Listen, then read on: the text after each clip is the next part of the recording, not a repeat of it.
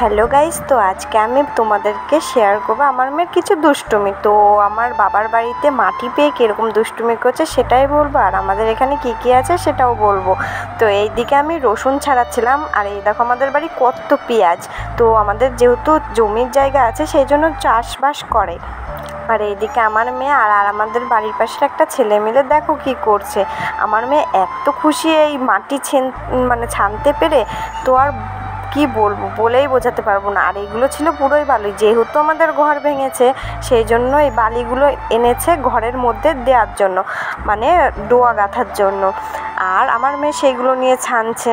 আর যেহেতু কালকে ভীষণ ঝড় বৃষ্টি হয়েছে সেই জন্য আরও ভিজে আছে, কাদা কাদা মতন হচ্ছে। ও তো খুব খুশি এইগুলো পেয়ে। তো যেহেতু আমাদের বাড়িতে মাটি নেই, মাটির ছানতেও পারে না, সেই জন্য এখানে এসে খুব আনন্দ পাচ্ছে। আর দেখো মাটিগুলো কিভাবে ছানছে। এইগুলো প্রত্যেক দিন তো তোমাদের সাথে ব্লগ শেয়ার করতে পারি না, কিছু কিছু দিন করি। আর এই দেখো আমার মেয়ের দুষ্টুমি। তো যখন ছোট্ট ছিল ভাবতাম কি শান্তই না হবে, এখন যত দিন দিন বড় হচ্ছে ততই যেন দুষ্টুমি বেড়ে যাচ্ছে। আর এখন দুষ্টুমি করবে না তো কখন দুষ্টুমি করবে। তো সেই জন্য এই দুষ্টুমিগুলো আমার কাছে খুবই ভালো লাগছে, সেই জন্যই তো ভিডিওটা করে রাখলাম যাতে ও বড় হলে দেখতে পারে। আর এইটা হলো আমাদের বাড়ি, আর ওই দেখো সামনে পেছনে পেঁয়াজ রাখা। তো এরকমই পেঁয়াজ রসুন লাগিয়েছিল আমার বাবা। তো আমার বাবা যেহেতু চাষবাস করে সেই জন্য এরকম পেঁয়াজ রসুন গম এইগুলো সবই আমাদের বাড়ি। আর আমাদের আটাও কিনে খেতে হয় না, যেহেতু আমাদের গম আছে সেই জন্যই গম ভাঙিয়ে যে আটাটা হয় সেটার থেকে রুটি খাই। সেটা খেতে না দারুণ টেস্ট, মানে বাজারের আটার থেকে আমাদের ভাঙানো আটার রুটির টেস্টই আলাদা। আর এই দেখো আমার মেয়ে এইবার আমার মুখে দিয়ে দিল বালি। এরকমই দুষ্টুমি করে, দেখো আমি বকছি আর আমাকে মাখিয়ে দিচ্ছে বালি, মুখে মাখিয়ে দিচ্ছে, তারপর চোখেও দিয়ে দিয়েছে। আর এই দেখো আমি বারবার বারণ করছি আর ও বারবার এরকম দুষ্টুমি করছে।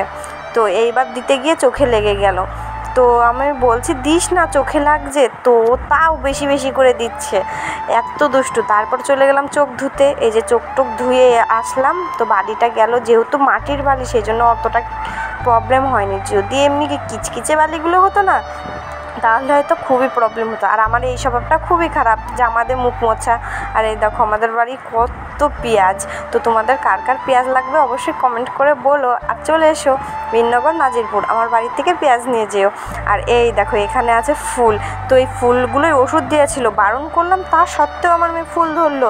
ফুল ধরে নিয়ে ছিঁড়ে ছিটায় আর বলে কি উলু উলু উলু উলু। আর যেহেতু ফুলে ওষুধ দেওয়া সেই জন্য আমি বললাম আয় তাড়াতাড়ি আয়, হাত ধুয়ে দেবো। আর হাত ধোয়ার কথা শুনে তো আমার মেয়ে মহা খুশি, দৌড়ে চলে যাচ্ছে। তো আজকের ভিডিওটা এই পর্যন্তই।